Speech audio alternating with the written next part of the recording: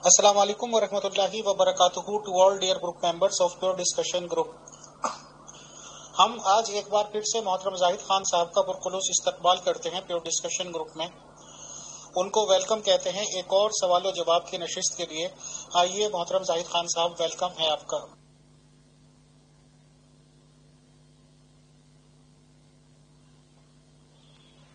वो लोग जिनकी जिंदगियों का खुलासा खुदा की जात है, जिनकी रूहें प्यासी और भूखी हैं खुदा के मिलन से, तो मैं आ गया हूं। यही मेरा मिशन है कि मैं इंसानियत को खुदा से मिला दूं और इनका अंधापन दूर कर दूं। तो जो प्यासे हैं उनको कुएं से क्या तकलीफ हो सकती है, या आबे जिंदगी से क्या तकलीफ हो सकती है। तो बहुत शुक्रिया मीर फैसल साहब, मुगल उजाला साहब, दीगर टीम और वो लोग जो खुदा के मुताबिक जानना चाहते हैं। जब आप चाहें शुरू कर सकते। जी मोहतरम जाहिद खान साहब, खुश आमदीद और अस्सलाम वालेकुम व रहमतुल्लाह। जैसा कि आपने ऊपर अपनी इंट्रोडक्टरी जो आपकी शुरू में ऑडियो है, जब भी आप तशरीफ लाते हैं वो आप एक मिलता जुलता सा मैसेज देते हैं कि जिन लोगों की रूहें खुदा की तलाश में भूखी प्यासी हैं, खुदा से मिलना चाहते हैं, तो वो आए। और यानी आपका मतलब होता है कि आप उनकी खुदा की तरफ सबसे शॉर्टेस्ट और सबसे सीधे रास्ते से रहनुमाई करेंगे और उन्हें खुदा से मिलवा देंगे। तो इत्तेफाक की बात है कि एक साहब का एक ऐसा ही सवाल अभी कुछ देर पहले मेरे पास आया, तो वो ही मैं आपको पहले फॉरवर्ड कर देती हूँ ताकि आप उनको मिलवाने की कोई सबील निकालें। जी मोहतरम, मैं इनका सवाल पढ़ भी देती हूँ। ये फरमाते हैं कि जाहिद साहब, मैंने खाली ज़हन होकर खुदा से बहुत दुआ की कि अगर आप खुदा की तरफ से हैं तो मेरी रहनुमाई कर दे, यानी खुदा मेरी रहनुमाई कर दे, लेकिन अफसोस कोई फायदा न हुआ। अब क्या करूं, इसको बताएं, कैसे मिले।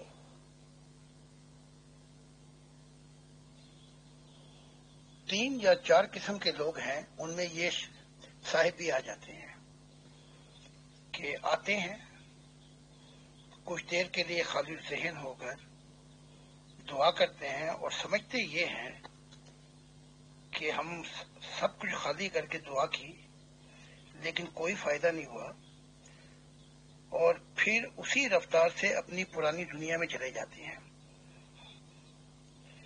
एक टाइप के ये लोग हैं, यानी इनके सब्र के पैमाने बड़ी जल्दी लबरेज हो जाते हैं। दूसरे लोग वो हैं कि तालीमात को कबूल कर लेते हैं लेकिन जड़ नहीं पाते हैं, यानी कि जब सूरज चमकता है, कुर्बानियां, तकलीफें और सब्र आजमा जिंदगी से जब इनका वास्ता पड़ता है तो इनका बीज भी जल जाता है। तीसरे किस्म के लोग ये हैं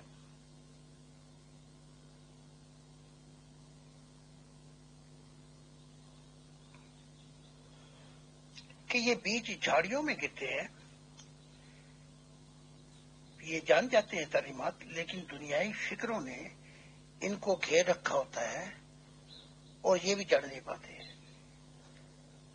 अब बाद में रह जाता है अच्छी जमीन। अच्छी जमीन इंसान का दिल है, और ये दिमाग यानी कि खुदा की सोच, ये शऊर, ये जमीर जो कि सफर करता है सच्चाई की तरफ, ये दिल जो अपने आप को बगैर शर्तों के खुदा को दे बैठता है, और ये रूह एक सफर करती है। इस सफर के अंदर किसी की रूहानियत को 30% फीसद फल आता है, किसी को 60% और किसी को 100%। तो यहाँ जो बेसब्रे हैं, जो थोड़ा बहुत करके और फिर वापस भाग जाते हैं, उनके लिए तो रूहानियत की पंड बहुत मुश्किल है।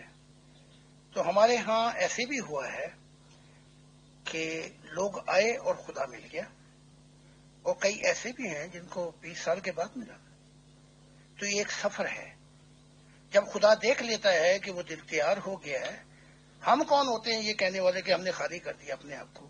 جب وہ دیکھ لیتا ہے کہ ہر چیز تیار ہو گئی ہے تو پھر روحانیت میں وہ پردے اٹھا دیتا ہے.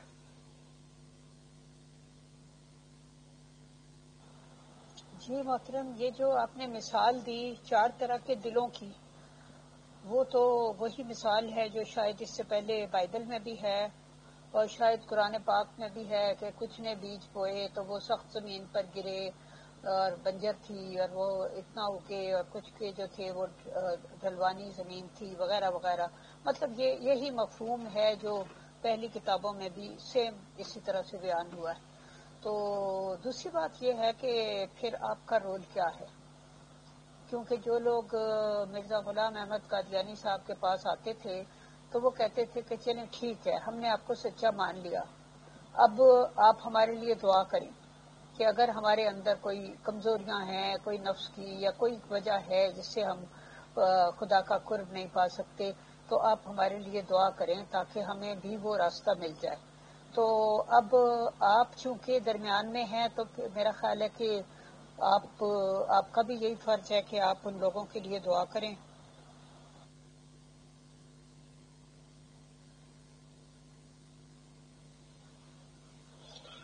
یونیورسل سچائی تو نہیں بدلتی، بہرحال ایک دوسرے پہلو سے میں بتاتا ہوں آپ کو کہ میرا رول کیا ہے. ان صاحب کو خالد ذہن ہو کر انہوں نے صرف دعا کی، اس کے بعد کچھ بھی نہیں کیا جو لگتا ہے. اگر میں غلطی پہ ہوں تو مجھے بتا دیں. پہلے تو میری تعلیمات ہیں جن کو سمجھنا ہے، یہ پہلے نمبر پہ. دوسری تعلیمات کا درجہ یہ ہے کہ اس کو ریئلائزیشن کرنا ہے، جڑ پکڑنا ہے دل کے اندر.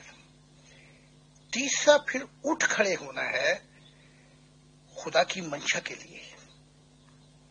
یہ تیسرا مددگار بننا ہے. یہی ہمارا وعدہ لیا جاتا ہے جب میں بیعت لیتا ہوں. بس ان 3 سفر کے اندر کسی بھی زندگی کے موڑ پر روحانی حصے کھل جاتی ہیں. یہ میں نے تمام اپنے ہزاروں ممبروں بھی کہا، اور یہ خدا نے بھی کہا مجھ سے کہ ان 3 چیزوں کے کرنے کے بعد، مددگار بننے کے بعد، خوشخبری کو پہنچانے کے لیے اور اپنی زندگی کو قربانی کے لیے رکھنا، بس اس زندگی کے اندر ہی روحانیت ایک دفعہ دکھائی نہیں دے گا، بلکہ مشاہدات، سفر اور تجربات کی ایک دنیا کھل جائے گی.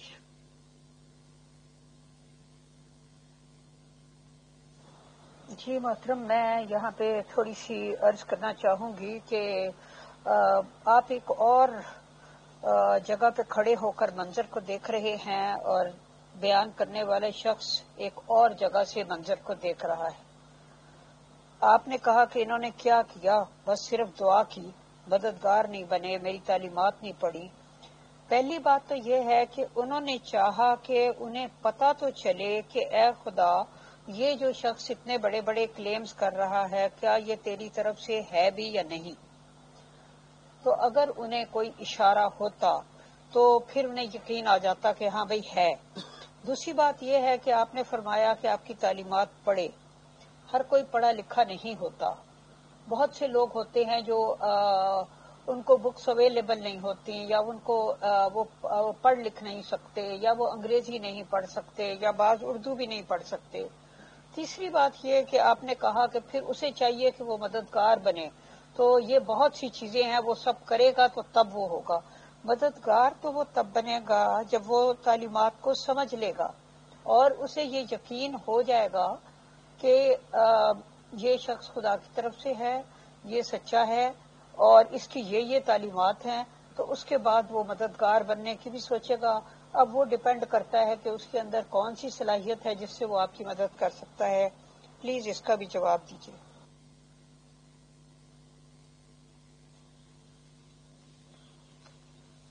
یہ خدا کا اختیار ہے،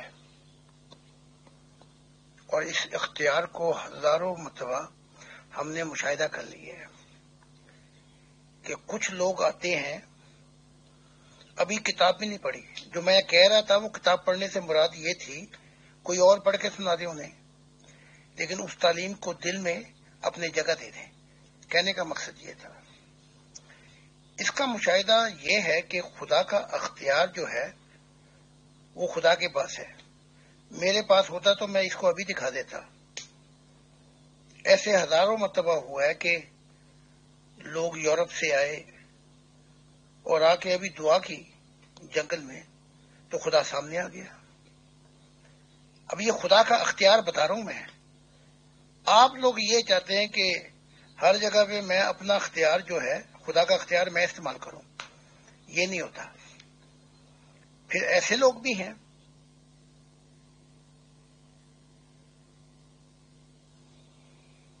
جنہوں نے صبر کے ساتھ چلے اور مدت دراز بیت گئی، کچھ بھی دکھائی نہیں دیا، تو پھر وہ چھوڑ چھاڑ کے پرانی دنیا میں نہیں چلے گئے، یا یہ کہ وہ تو ملتا ہی نہیں جی اب ہم کیا کریں، کیونکہ خدا کی نگاہ تواتر کے ساتھ روح پر ہے، دل پر ہے،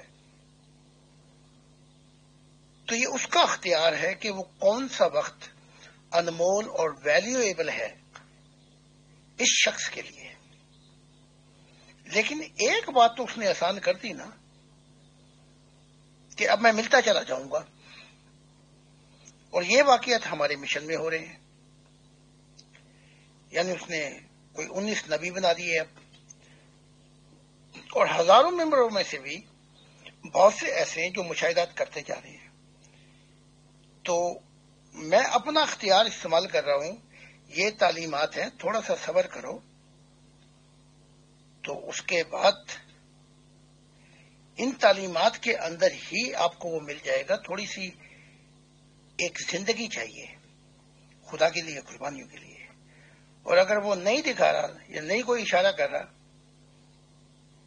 تو بھئی میرا تو یہ کام نہیں ہے کہ میں جا کے اس کو کہوں کہ وہ شخص اشارہ مانگ رہا ہے، اس کو اشارہ دے۔ ہم نے بڑا کچھ دیکھ لیا اس مومنٹ کے اندر، کیسے وہ ملتا ہے۔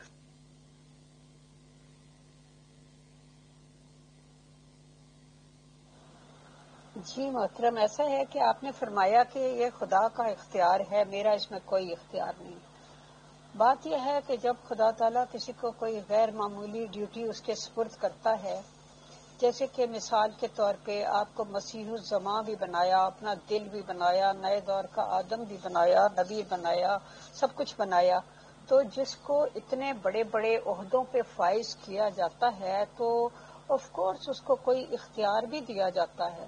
اب دیکھیں نا، ایک معمولی سا آدمی جو پولیس میں بھرتی ہوتا ہے تو پولیس اس کو، ڈپارٹمنٹ اس کو ایک وردی بھی دیتا ہے، کوئی چھڑی دیتا ہے، جوتے دیتا ہے، تھوڑا اختیار دیتا ہے، وہ لوگوں کو کے اوپر اپنا اختیار استعمال کر سکتا ہے، کوئی لڑائی جھگڑا ہو وہاں پہنچ کے کسی کو ڈانٹ ڈپٹ کے اس سے کاغذات طلب کر سکتا ہے، لوگوں کی لڑائی جھگڑا چھڑا سکتا ہے، اور بہت کچھ کر سکتا ہوتا ہے نا۔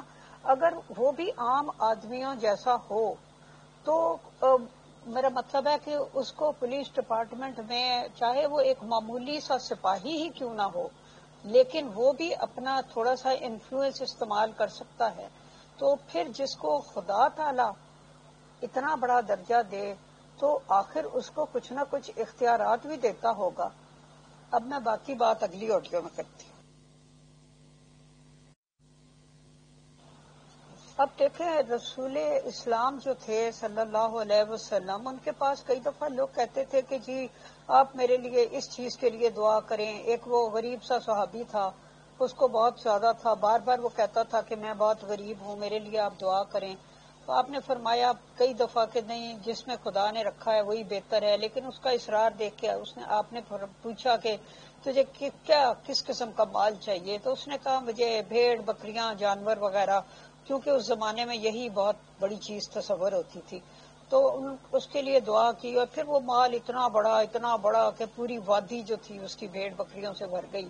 وہ الگ بات ہے کہ وہ پھر مال اس کے لیے اچھا ثابت نہیں ہوا، لیکن بہرحال لوگ یہ سمجھتے تھے کہ ان کی زبان سے کوئی بات نکلے گی تو پوری ہو جائے گی، وہ ہمارے لیے دعا کریں گے تو ہمیں خیر و برکت ملے گی اور وغیرہ وغیرہ. اور کئی لوگ ایسے تھے جن کے سینے پہ ہاتھ پھیر کر ہی مطلب ان کے دل میں خدا کی محبت داخل کر دیتے تھے وغیرہ وغیرہ، اس قسم کی باتیں ہیں. تو ظاہر ہے لوگوں نے یہ باتیں سنی ہوتی ہیں تو وہ توقع کرتے ہیں کہ ہم ایک کلیمنٹ نبوت کے دعوے دار کے پاس جا رہے ہیں اور ہم اس کی دعوے جات پر ایمان لانا چاہتے ہیں تو ہمیں کچھ تو حاصل ہو. اس بارے میں آپ کیا فرماتے ہیں؟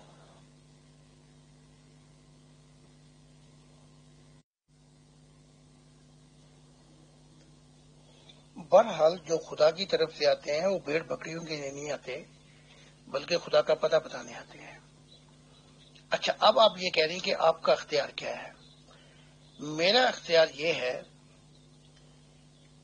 کہ یورپ میں ہزاروں لوگوں نے یہ مشاہدات کر لی ہیں، میری ان سے ملاقات بھی نہیں ہوئی، نہ وہ مجھے ملے، کیونکہ کتابیں یورپ میں دی جا رہی ہیں تو نہ جانے کتنے کے ہاتھوں لگتی ہیں کہ انہوں نے دیکھا کہ میں آیا اور میں نے آ کے ان کو خدا سے ملا دیا. اختیار تو میرا بہت ہے. جہاں بھی زمین زرخیز ہوگی وہاں بیج اور پھل آوے ہی آوے. میرا اختیار تو پھر اتنا بڑا ہے کہ آہستہ آہستہ لوگ نبی بنتے جا رہے ہیں.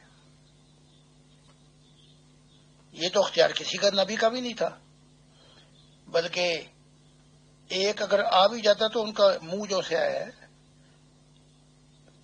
یعنی کہ اتنا تھوتا بن جاتا تھا ان کا. تو مثال دے دیں، اگر کسی نبی کے زمانے میں اس نے ایک دوسرے نبی کو قبول کیا تو میرے ساتھ تو وعدے پورے کرتا جا رہا ہے وہ. تو جہاں بھی زمین زرخیز ہوگی ضروری نہیں کہ میں وہاں پہنچوں، خدا ان سے ملتا جا رہا ہے. تو ایک شخص کی مثال لینا اسے چاہیے کہ تھوڑا سا سفر کرے خدا کے ساتھ، یعنی کہ وہ آئے اس نیت سے ہے کہ کچھ دکھایا جائے. اس طریقے سے روحانیت نہیں کھلتی. روحانیت کھلتی ہے جب تعلیمات اثر کر جائیں اور وہ جو دوسرے ہیں نا وہ بوریاں وغیرہ ملبوں کی وہ جو بکھیرے ہیں وہ نکلیں ذرا اندر سے باہر. تو خالص ذہن ہو کر جیسا ان صاحب نے کہا تو پھر آئیں اور تھوڑا سا صبر بھی کریں. تو جیسے یورپ میں مل جاتا ہے اور میں پہنچ جاتا ہوں، ان کو بھی مل جائے گا.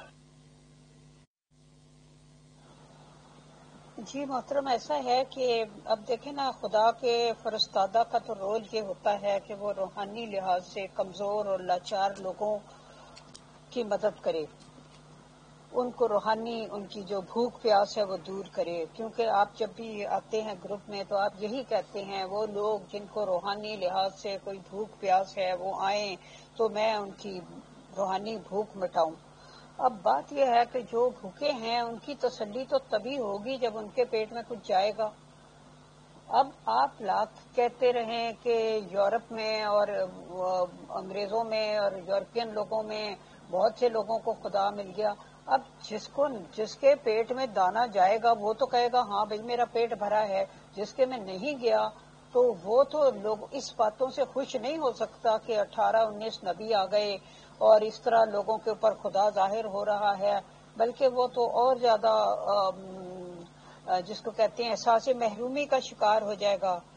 تو کیونکہ اسے یہ کہنے سے کہ تمہارے اندر یہ خرابی ہے اس لیے تمہیں نہیں مل رہا، اس لیے تمہیں کچھ نہیں دکھ رہا، تو ایسا تو میرا خیال ہے کہ نہیں کہنا چاہیے. اس کے ساتھ شفقت کا سلوک کرنا چاہیے، کیونکہ آخر طبیب کے پاس مریض ہی آتے ہیں نا. اگر وہ پہلے ہی صحت مند ہوں تو پھر وہ طبیب کے پاس جائیں ہی کیوں، انہیں کیا تکلیف ہے. اور دوسری بات یہ ہے کہ یہ جو ایک مذہب کو چھوڑ کے دوسری طرف ہجرت ہوتی ہے یہ کوئی کھیل نہیں ہوتی.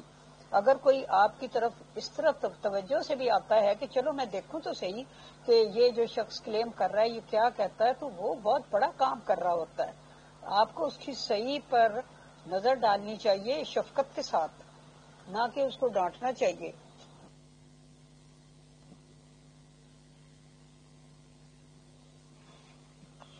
بہت سے لوگ ہیں ایشیا میں بھی، بلکہ ہم ٹیسٹامونی ان کی بتاتے رہتے ہیں. نہ ہماری ملاقات ہوئی اور انہوں نے خدا کو دیکھ لیا، مشاہدات ہوئے. اب ہر شخص کے لیے، ہر شخص کے دل کی نوعیت اور دل پہ نگاہ رکھنے والا جو ہے وہ خدا کی ذات ہے. میں پھر آپ کو سمجھا رہا ہوں. تو یہ نہیں کہ یہ جو ایک آپ کیس سامنے رکھ رہی ہیں، بہت سے لوگ ہیں جن کو خدا ملا، انہوں نے دعا کی، خدا نے بتا دیا ان کو. تو اس شخص کو صبر کے ساتھ تھوڑا سا اور چلے. تو ایشیا میں بھی بڑے لوگ ہیں، بلکہ کہیں گی تو میں اس کو کہہ دوں گا کہ وہ دکھا دیں. ان کی تحریریں، ان کے الفاظ ہیں کہ ہم نے دعا کی اور حق تعالیٰ نے ہمیں بتا دیا کہ مسیح الزماں کون ہے اور میں کون ہوں. تو کوئی ایسی بات نہیں ہے، یہ دانشانوں کی بات نہیں ہے، بس یہ ہے سفر دل کا. کسی کو تھوڑا سا انتظار کرنا پڑتا ہے اور کسی کو پہلے مل جاتا ہے. لیکن اس سفر کے اندر کچھ چیزیں اور بھی آ جاتی ہیں.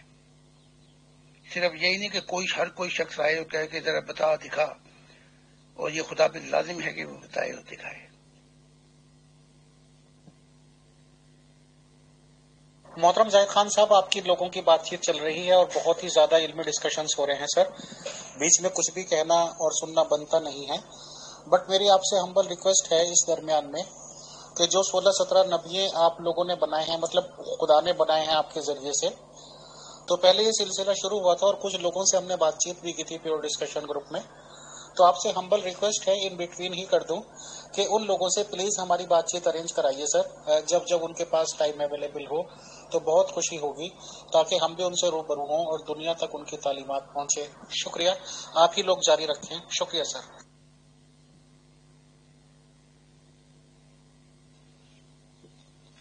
ان انبیاؤں نے میری تعلیمات اور کتابوں میں بتایا ہے کہ جب ایک سفر لمبا ہو جائے اور اس کے باوجود سوسائٹی ان کو موقع نہ دے کہ وہ تعلیمات بتا سکے جن کے لیے ایک جیون دے دیا، تو لازمی بات ہے غصہ آ جاتا ہے. یہ کون سی بڑی بات ہے؟ غصہ تو اس سفر کے اندر مجھے ہی بڑا آتا تھا، لیکن وقت نے کندن کر دیا. میں نے دیکھ لیا کہ یہ سفر غصے کے اندر ہمیشہ کام خراب ہو جاتے ہیں. تو وقت نے اور خدا کی ہدایات نے مجھے کہ میرا کام جو ہے یہ تعلیمات کو پیش کرتا رہوں. اگر اس صدی کے انسان قبول نہیں کرتے تو کوئی بات نہیں، آنے والی صدی جو ہے وہ خدا والوں کی ہوگی.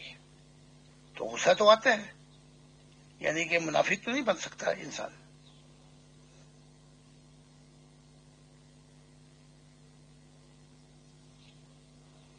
میں ایسا کرتا ہوں کہ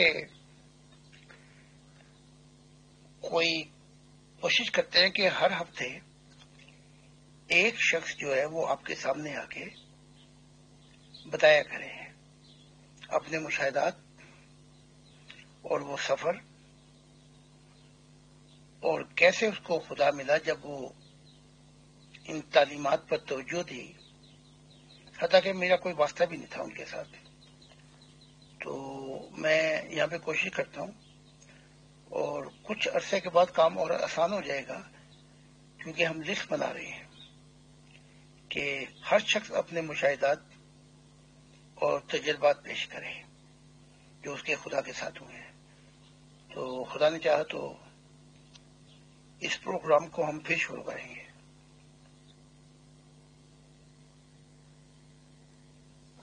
جی محترم، ایسا ہے نا کہ اگر استاد غصہ کرے تو یہ استاد کی کمزوری ہوتی ہے. اس کا مطلب ہوتا ہے کہ وہ خود صحیح طرح سے سمجھا نہیں پا رہا اور یہ بات نہیں سمجھ رہا کہ طالب علم کا کیلیبر کتنا ہے.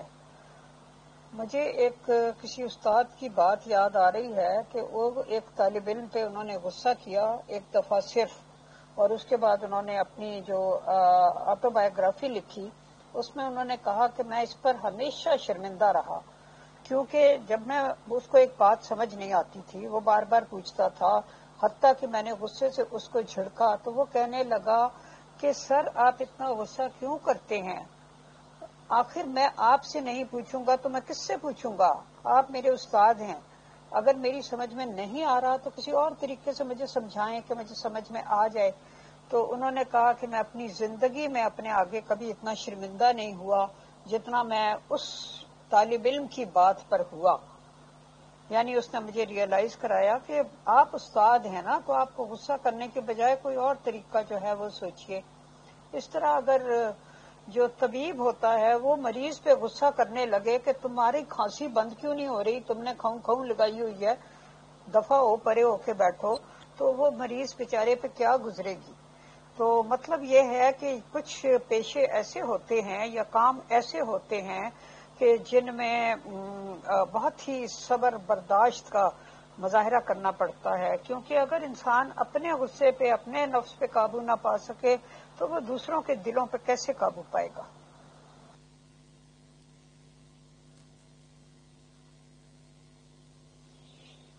ایسی بات نہیں ہے، ایسی باتیں وہ لوگ کرتے ہیں جو اسٹیڈیم میں بیٹھ کے میچ دیکھتے ہیں، ایسے ہونا چاہیے تھا، یوں ہونا چاہیے تھا، ایسے کرو ویسے کرو۔ اور اسٹوڈنٹ کو بھی تو چاہیے نا کہ استاد پہ رحم کھائے، ترس کھائے، کبھی وہ ناراض بھی ہو جائے یا غصہ بھی کھا جائے۔ تو اصل بات جو ہے وہ یہ راہ پہ آ جانے سے واہ پہ آ جانے۔ آپ کا کبھی واہ پڑتا نا، وہ بھی بشر تھے، وہ بھی انسان تھے۔ ایک شخص چل رہا ہے 40 سال اور متوتر کے ساتھ ناکامی ہے اس کی زندگی کے اندر، اور اس پہ کیا کیا پہاڑ ٹوٹتے ہیں آپ کو کیا پتا۔ دور سے کھڑا کوئی اشارے کرے اور حوصلے دے، جس کی نیا ڈوب رہی ہے تو وہ تو یہی کہے گا کہ تم کیا ہاتھ سے اشارے کر رہے ہو۔ تو ہو جاتا ہے ایسا، لیکن میں نہیں سمجھتا کہ انبیاء 24 گھنٹے غصے میں ہوتے تھے۔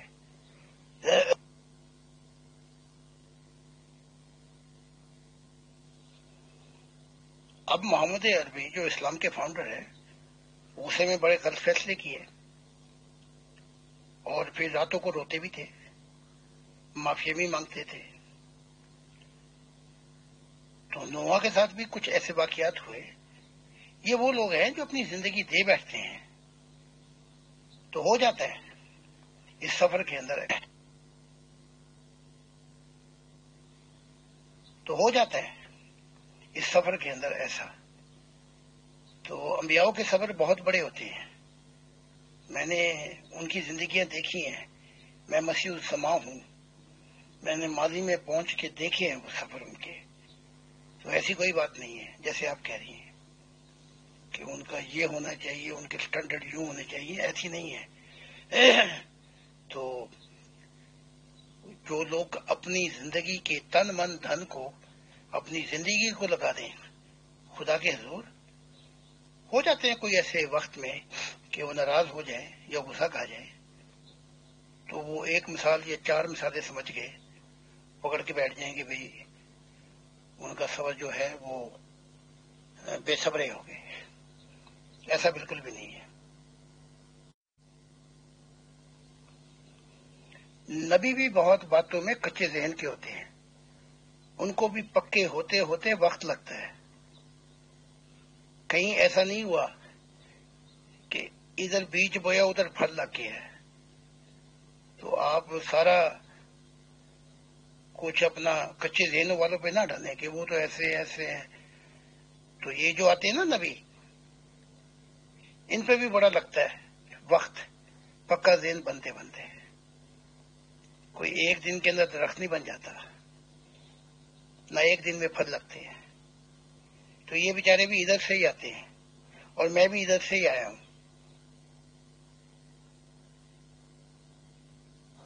جی محترم، اصل میں بات یہ ہوتی ہے کہ دیکھیں ایک عام انسان جو ہوتا ہے اس کی زندگی میں بھی حسب خواہش تو کچھ نہیں ہو رہا ہوتا. یہ دنیا کچھ اس طرح سے بنائی گئی ہے کہ اس میں وہ کہتے ہیں کہ یہاں کسی کو بھی کچھ حسب آرزو نہ ملا، کسی کو ہم نہ ملے اور ہم کو تو نہ ملا. تو یہ دنیا اس طرح بنائی گئی ہے کہ ہر بندے کی ہر خواہش پوری نہیں ہوتی. کوئی بندہ چاہتا ہے کہ اس کی اولاد جو ہے وہ نیک ہو، فرما بردار ہو، اچھی تعلیم حاصل کرے، وہ نہیں کرتی. تو چیزیں مرضی کے خلاف ہوتی رہتی ہیں. تو ہر بندہ جو صبر کے ساتھ چلتا ہے وہ اپنے آپ کو صبر اسی طرح دیتا ہے کہ وہ یہ کہتا ہے کہ ٹھیک ہے، ایک چیز میں نے چاہی، ایک چیز خدا نے چاہی. جو میں نے چاہا وہ نہیں ہوا، جو خدا نے چاہا وہ ہو گیا. تو یہ چیز اس کو ریلیکس کر دیتی ہے. تو اسی طرح انبیاء کو جب ان کے مشن میں جو حسب توقع کامیابی نہیں ہوتی تو وہ تو بہت زیادہ خدا کے قریب ہوتے ہیں. انہیں تو اپنے آپ کو یہ تسلی دینے میں ذرا سا بھی ٹائم نہیں لگنا چاہیے کہ ٹھیک ہے، اگر خدا تعالیٰ فی الحال لوگوں کے دل میری طرف نہیں پھیر رہا تو اس میں کوئی حکمت ہوگی، اور مجھے اپنے راستے پر صبر سے چلتے رہنا چاہیے اور لوگوں کو حوصلہ دینا، ان کو مدد کرنا، ان کو روحانی لحاظ سے مدد کرنا، یہ سب کرتے رہنا چاہیے. کیا ایسا پاسبل نہیں ہے؟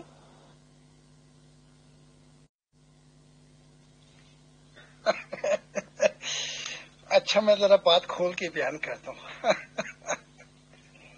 وہ کسی نے لکھا بھی ہے کہ سیانے کہتے ہیں کہ ٹیمپر لوز کرنا کمزوری کی دلیل ہے. کیا یہ سچ ہے؟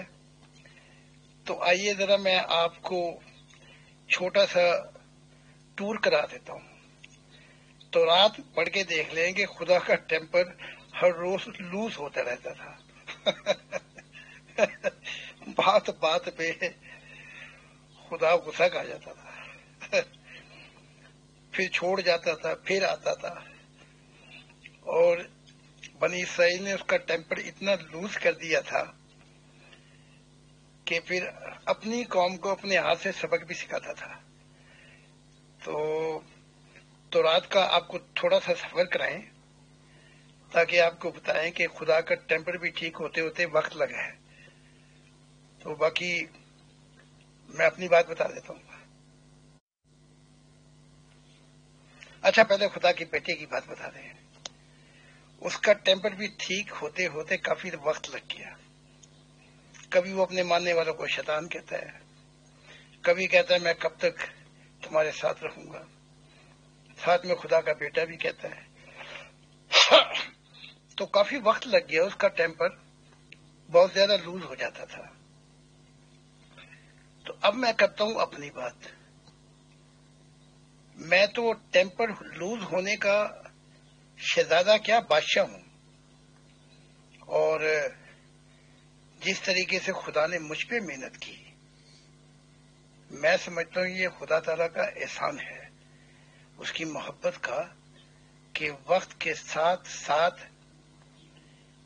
یہ جیسے آپ نے کہا نا کچا ذہن کو چھوڑ دیں، سارا کچھ ہی کچا ہوتے ہوئے پکا ہوا ہے یہاں پہ، چاہے وہ سوچ ہو یا شعور ہو یا سچائی ہو یا دل ہو یا روح ہو یا کچھ اور ہو. تو عرض کرنا یہ ہے کہ دوسروں کی مثالیں کیا دوں میں اپنی مثال خود ہوں آپ کے سامنے. اچھا، پہلے خدا کی بیٹے کی بات بتا دیں. اس کا ٹیمپر بھی ٹھیک ہوتے ہوتے کافی وقت لگ گیا. خدا کا ٹیمپر اتنا لوز ہو گیا کہ ہارون کے، جسے نبی بھی کہا جاتا ہے، دونوں بیٹے مار دیے. بس ایسے کہ وہ نجور جلانے کے لیے آئے اور تھوڑی سی شراب پی ہوئی تھی. بس پھر کیا تھا، ہارون بہت یعنی کہ خفا، یعنی کہ بہت دل میں غم کیا کہ یہ کیسا خدا ہے. دوسرا موقع آیا تو خدا نے بنی اسرائیل کو ہی زمین کے اندر دھکیلنا شروع کیا، تب موسیٰ اور یہ ہارون یہ وہ چلا کے جو برکتوں والا تیل تھا بیچ میں آئے، ورنہ خدا ان کو سب کو ہی مار دیتا۔ تو اگر کہیں گی تو اگلا پروگرام اسی پہ رکھ لیتے ہیں، میں بائبل اپنے سامنے رکھ لوں گا اور آپ کو بتاؤں گا کہ خدا کا ٹیمپر کتنی دفعہ لوز ہوا۔ تو یہ بس وقت کی بات ہے، ان راگوں کو اپنے وقت پہ چھوڑو تو بہتر ہوگا۔ ہر وہ بھی ایک دور تھا، یہ بھی ایک دور ہے۔ تو کیونکہ آپ کے مشاہدات نہیں ہیں روح کی دنیا میں، آپ کا سفر نہیں ہے، آپ کو خبر نہیں ہے کہ روح کی دنیا میں ہوتا کیا ہے اور خدا کے معاملات کیا ہیں اور خدا کیسے کیسے سلوک کرتا ہے۔ اگر سمجھ لگ گئی تو 14 طبق روشن ہو جائیں گے۔ اگر کہیں گے تو اسی مضمون پہ میں آپ کو ایک سفر پہ لے چلوں گا۔ جی محترم، حضرت موسیٰ علیہ السلام کے ٹیمپر کا تو قرآن پاک پڑھ کے پتہ چلتا ہے کہ بہت وہ غصے میں آ گئے تھے اور انہوں نے پھر وہ تختیاں بھی توڑ دی تھی جو انہیں آسمانی ہدایات ملی تھیں، اور اپنے بھائی کو بھی داڑھی اور سر کے بالوں سے پکڑ کے گھسیٹا تھا۔ کچھ اس قسم کے واقعات پڑھے تھے میں نے قرآن کریم میں، تو اس سے اندازہ ہوا تھا کہ بہت جلدی ان کو غصہ آ جاتا تھا۔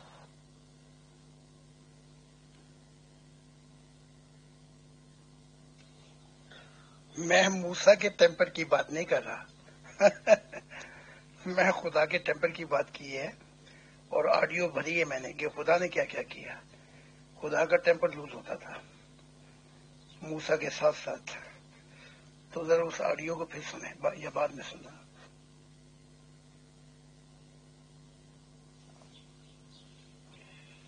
خدا تو محبت ہے، اس میں شک کیا ہے، اور زندگی جو کائنات میں آئی اس کا وجود ہی محبت ہے۔ تو آپ خدا کے ٹیمپر کو ٹیسٹ کرتے جائیں، اور آپ کو کھلی چھٹی ہے ظلم کی، اور آپ جو چاہیں کریں، اور خدا سے یہ توقع رکھیں کہ بس خدا محبت ہی کرتا رہے۔ ایسا نہیں ہوتا۔ تو پھر اتنا بھی جان لے جیسے وہ رحیم ہے وہ حکیم بھی ہے، وہ پھر علاج بھی کرنا جانتا ہے۔ تو جس دور میں جس صورتحال تھی پھر اس سے وہ نمٹنا بھی جانتا ہے۔ اب یہ جو دور آ گیا ہے جس دور میں میں ہوں، تو جب میں نے وہ دل کی بازی جیت لی تو اس نے کہہ دیا کہ اب میری دنیا جو ہے اس کے وارث میرے محبت کرنے والے ہوں گے۔ تو اس میں کون سی ایسی بات ہے؟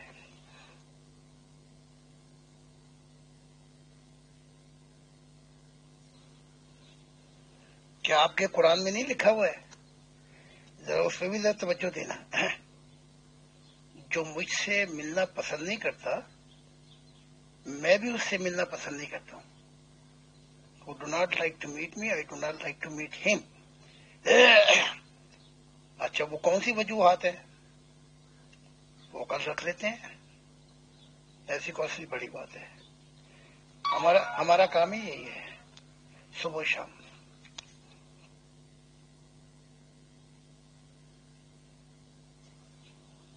امیر فیضل صاحب، جیسے میں نے کہا ہے مغل اجالا صاحبہ کو کہ ہمارا کام ہی یہی ہے، صبح شام بولو، صبح شام ہرے کرشنا ہرے رام۔ تو آپ تو خوش ہو گئے ہوں گے ان الفاظوں پہ، بولو صبح شام ہرے کرشنا ہرے رام۔ تو کل سے پھر ٹیمپر پہ شروع کر دیتے ہیں۔ جی محترم، اصل میں نے وہ تو پورا آپ کا سنا تھا کہ آپ نے خدا کے ٹیمپر کی بات کی تھی۔ میں نے تو ویسے اس میں ایڈ کیا تھا کہ حضرت موسیٰ علیہ السلام بھی ٹیمپر لوز کر جاتے تھے، اور وہ تختیاں جن پہ وہ احکامات لکھوا کر 40 دن کے بعد لائے تھے وہ بھی انہوں نے غصے میں پھینکی اور وہ ٹوٹ گئی۔ تو مطلب یہ تھا کہ یہ سب کچھ بھی ہمارے سننے دیکھنے میں آتا ہے نا. ظاہر ہے ہم لوگ سب کچھ پڑھتے ہیں، جاننے کی کوشش کرتے ہیں. طالب علم جو ہوئے تو یہ خواہش ہوتی ہے. تو ضرور آپ اس پہ رکھیں کہ کس طرح انبیاء غصہ کرتے تھے، خدا تعالیٰ کس طرح غصہ کرتا ہے. ویسے یہ بات ہے کہ الحمدللہ ہم نے تو جتنی زندگی گزاری ہے، جب سے ہوش سنبھالا ہے، اپنے ساتھ اس کا ہمیشہ شفقت اور محبت کا تعلق ہی دیکھا ہے. ہمیں تو ایسا کوئی ایکسپیرینس نہیں ہے. الحمدللہ اس کی طرف سے ہمیشہ کیئر، محبت، شفقت ہی دیکھی ہے. تو بہرحال لیکن یہ سب بھی جاننا چاہیں گے جو آپ بیان کریں گے، تو انشاءاللہ پھر کل ملتے ہیں، کیونکہ آج تو وقت پورا ہو گیا. جی ٹھیک ہے محترم، کل کا ٹاپک ڈیسائیڈ ہو گیا، تو انشاءاللہ پھر کل ملتے ہیں. آپ کی تشریف آوری کا بہت شکریہ. آج میرا خیال ہے کافی سوال ایسے تھے جن سے آپ کو تھوڑا سا اریٹیشن ہوئی ہوگی. بہرحال ہماری معذرت قبول کیجیے. بہت بہت شکریہ آپ کی تشریف آوری کا. چلو ٹھیک ہے، پھر مجھ سے غلطی ہوئی کہ میں سمجھا شاید وہ آڈیو آپ نے نظر انداز کر دی. تو ہاں وہ واقعہ لکھوا کے لے کے آئے تھے، لکھوا کے لے کے نہیں آئے تھے، خود ہی لکھ کر لے کے آئے تھے. وہ تختیوں پر بڑے علوم حاصل کیے تھے موسیٰ نے، بڑا آرام سے بیٹھ کر اور بڑی خوش دلی سے، اور یوں کہہ لو کہ 40 دن کی چھٹی گزار کے آئے تھے. کیونکہ نیچے تو وہ نہیں لکھی جاتی، وہاں تو روز ہی غصہ چڑھتا تھا. تو بہرحال کل بات کریں گے. بہت بہت شکریہ امیر فیصل صاحب، آپ کا بھی، مغل اجالا صاحبہ کا بھی، اور دیگر ٹیم، اور جو کچھ سوالات ہیں. اگر میں مطمئن نہیں کر سکا تو میری غلطی. اگر کسی کے دل میں بات اتر جائے اور خدا مل جائے تو پھر یہ خدا کی عنایات. بہت بہت شکریہ.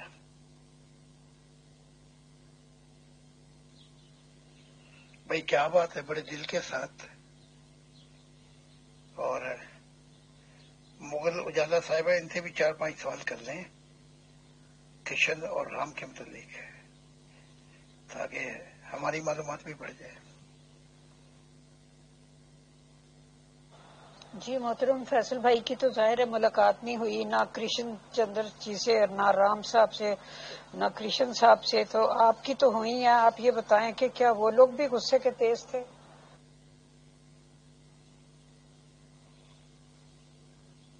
ایک دفعہ پھر میں دلی طور پر امیر فیصل صاحب کا بہت ہی شکر گزار ہوں، کیونکہ جب سے ہماری دوستی ہوئی، جب سے ہمارا ملن ہوا، آج تک ہمارے اور ان کے درمیان کوئی ایسی بات نہیں آئی جس سے کوئی ناپسندیدگی ہو یا ناراضگی ہو. بلکہ میں نے تو یہی دیکھا ہے کہ یہ ہمارے اور امیر فیصل کے صاحب کے درمیان یہ پریم کی گنگا بڑے زور شور سے جاری ہے. اور ہم نے تو ان کو ایک عظیم انسان پایا، جو صرف جمہوریت پسندی کا دعویٰ نہیں کرتا بلکہ ایسے ماحول میں رہنا بھی چاہتا ہے. تو ہمیں بھی بڑا کچھ سیکھنے کو ملتا ہے. تو ہرے کرشنا ہرے رام تو ہے، تو امیر فیصل صاحب بھی زندہ باد، اپنی شان میں ایک نرالی مخلوق ہیں. جی محترم، اب ویسے تو پروگرام کا اختتام ہو رہا تھا، لیکن ایک سوال آ گیا ہے تو پڑھ دیتی ہوں میں آپ کے سامنے. آپ چاہیں تو آج جواب دے دیں، چاہیں تو کل دے دیں، ہم کل پھر لگا دیں گے. زاہد خان صاحب سے سوال. زاہد صاحب نے کچھ دن پہلے اپنے خدا کی تصویر لگائی تھی جو ایک انسان کی تصویر ہے. زاہد خان صاحب سے سوال ہے کہ بتائیں کہ آپ کے خدا کی پیدائش سے پہلے کائنات کی حالت کیا تھی؟ آپ کا خدا کب، کہاں اور کیسے پیدا ہوا؟ کہاں پرورش پائی؟ اس کے والدین کون تھے؟ اس کی رہائش اس وقت کہاں ہے؟ اس وقت کہاں ہے؟ ایک انسان کی حیثیت سے وہ کائنات کا نظام کیسے سنبھالتا ہے؟ آپ کا خدا کتنی زندگی پائے گا آپ کے خدا کی وفات کے بعد کائنات کی حالت کیا ہوگی؟ یہ ایک ممبر کا سوال ہے۔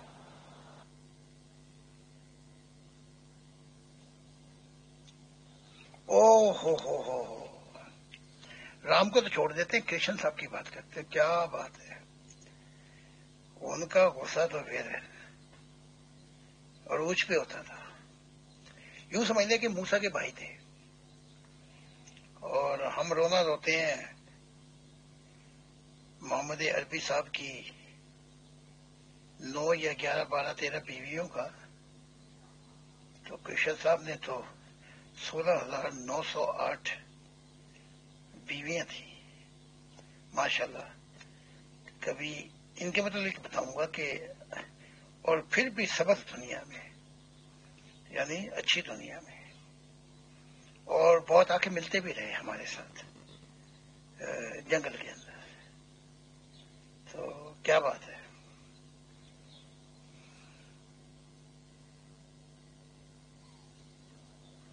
بتایا تو بہت کچھ ہے ہم نے اپنی کتابوں میں، لیکن ان کے بچے پڑھا کریں گے میری کتابیں، اور وہ بہت آگے نکل جائیں گے،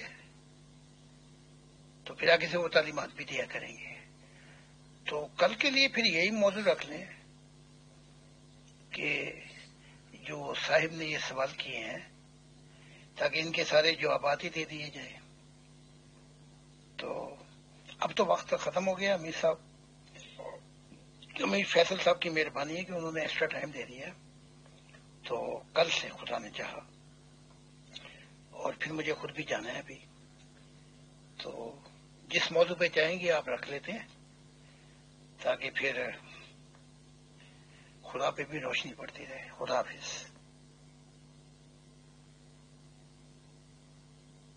جی محترم، بہت شکریہ۔ کل ہم خدا تعالیٰ کے غصے پر بھی بات کر لیں گے، توریت وغیرہ کے حوالے سے، اور باقی آسمانی کتابوں کے حوالے سے، اور یہ جو سوال ہے یہ میں دوبارہ آپ کو پوسٹ کر دوں گی، تو اس پہ بھی بات ہو جائے گی۔ دونوں چیزیں کل پہ انشاءاللہ رکھ لیتے ہیں۔ فیصل بھائی، زاہد صاحب نے آپ کی تو بڑے کھلے دل سے تعریف کی ہے، ریئل فرینڈ اور پتہ نہیں کیا کیا آپ کو کہہ دیا، لیکن میرے سے وہ کچھ ناراض لگتے ہیں۔ محترم زاہد خان صاحب، بہت بہت شکریہ، بہت جزاک اللہ۔ اصل میں سر سچی بات یہ ہے کہ یہ مجھ امیر فیصل کی خوش نصیبی ہے کہ خدا تعالیٰ نے آپ جیسے لوگوں کو میرے دوست کے روپ میں کیا سر، اور مجھے فخر ہے ایسی دوستی پر کہ وقت کے ایک نبوت کے دعوے دار، وقت کے ایک خدا کا دل ہونے کے دعوے دار، اتنے عظیم شخصیت، اتنے جینیس، اتنے مائنڈڈ لوگوں سے، اور زاہد خان صاحب سے اسپیشلی میری دوستی کا شرف حاصل ہوا، تو اس کے لیے میں خدا کا بھی شکر ادا کرتا ہوں سر، اور خدا تعالیٰ آپ کو صحت و عافیت، صحت و تندرستی کے ساتھ لمبی زندگی عنایت فرمائے۔ آپ تشریف لائے، اس کے لیے بہت بہت شکریہ۔ انشاءاللہ اگلے سیشن میں پھر ملاقات ہوتی ہے سر۔ شکریہ، جزاک اللہ ونس اگین۔ مغل میم، مجھے ایسا لگ رہا ہے کہ میں سوال کیا ہی نہیں کروں گا کسی سے زیادہ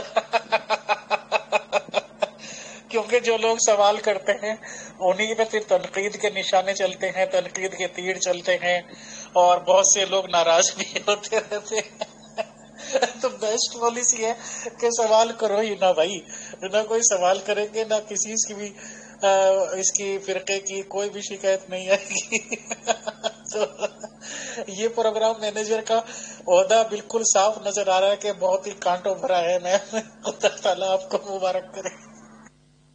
فیصل بھائی، مجھے ایک شعر یاد آ رہا ہے اپنے بھی خفا مجھ سے بیگانے بھی ناخوش، اپنے بھی خفا مجھ سے ہیں بیگانے بھی ناخوش، میں زہر ہلاہل کو کبھی کہہ نہ سکا کند۔ فیصل بھائی، میرا خیال ہے میں ریٹائرمنٹ لے لوں۔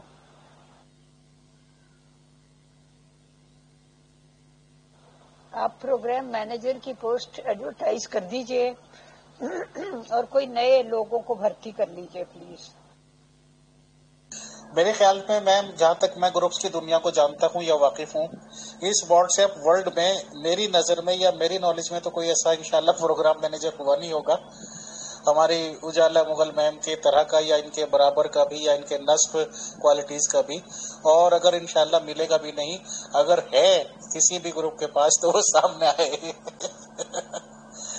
سارے گروپس کو دعوت دی جاتی ہے کہ مغل میم جیسے پروگرام مینیجر وہ دکھائیں۔ شکریہ، اور خدا تعالیٰ نے آپ کو بہت ہی مائنڈڈ بنایا ہے میم، خدا تعالیٰ آپ کا زندگی کو برقرار رکھے، آپ کو صحت و عافیت، صحت و تندرستی کے ساتھ لمبی زندگی عنایت فرمائے۔ یہ ہماری خوش نصیبی ہے کہ آپ جیسی عظیم پرسنالٹی کا ساتھ ہمیں ملا ہے۔ بہت شکریہ، بہت جزاک اللہ۔ فیصل بھائی مجھے تو لگتا ہے آپ کے گروپ کے کسی خونخوار ممبر کے ہاتھوں میں نے شہید ہو جانا ہے۔ نہیں میم، ایسا بالکل بھی پاسبل نہیں ہے انشاءاللہ۔ امیر فیصل بے شک ایک آریہ سماجی میں جنم لیا ہے، لیکن مجاہدین کا ساتھ اتنا زیادہ ٹائم کا ہو گیا کہ انشاءاللہ مجاہدوں سے بھی بڑھ کے مجاہد ہیں۔ ایسا تو کوئی نظر میں سوچ بھی نہیں سکے گا انشاءاللہ۔ عمل دخل تو بہت دور کی بات ہے، اور ایسا ٹائم تو اب ختم ہو گئے میم، ایسے تو کسی کے سوچنے تک کی بھی انشاءاللہ طاقت نہیں ہے، باقی تو کیا۔ مغل میم وہ ٹائم کچھ اور تھے، یہ ٹائم کچھ اور ہیں۔ جب لیک رام کا قتل کر دیا گیا تھا، جب یہ کیا لکھا آپ نے فخر الدین ملتانی کا قتل کر دیا گیا تھا، اب ایسی چیزیں پاسبل نہیں ہیں، بالکل پاسبل نہیں ہیں۔ نیا زمانہ ہے، نیا دور ہے۔ شکریہ، جزاک اللہ۔